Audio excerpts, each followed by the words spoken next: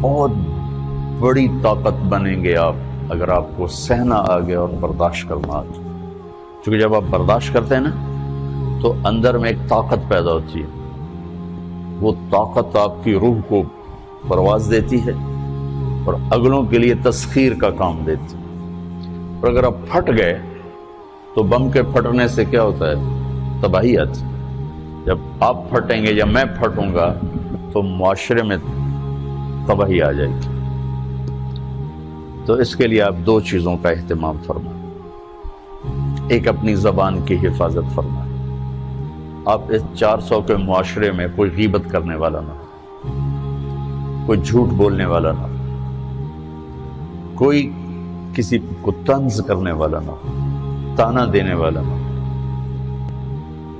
ایسی بات جو کسی کے دل پہ جا کے چوٹ مارے اس سے آپ اپنی زبان کو صاف کر لیں. کبھی اس پہ قابو پا سکیں گے، کبھی نہیں. کبھی رہ جائے گا، کبھی ہو جائے گا. تو جب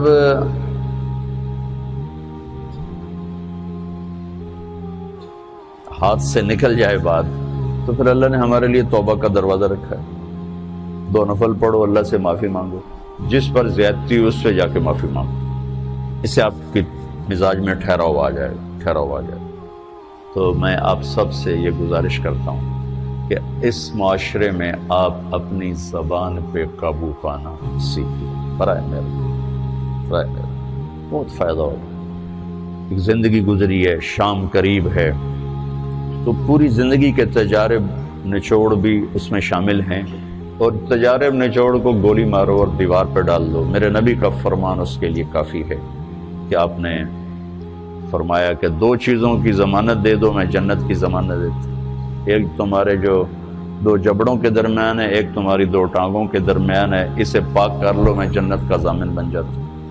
اور معاذ بن جبل سے فرمایا کہ تمہیں پورے دین کا نچوڑ بتاؤں. کہ جی کیا؟ تو آپ نے اس حدیث کو میں نے پتہ نہیں ہزاروں لاکھوں دفعہ بیان کر دیا ہے اور ہر دفعہ بیان کیا ہے کہ اچھا یہ ایسے کر کے کیوں فرمایا؟ یہ پہلے کیا پھر کہا کف ھذا. اور کہا کس کو ہے؟ جن کے بارے میں آتا ہے کہ اس امت کے علماء کا جھنڈا قیامت کے دن معاذ بن جبل کے ہاتھ میں ہوگا. اتنے بڑے آدمی. 18 ہجری میں انتقال ہوا.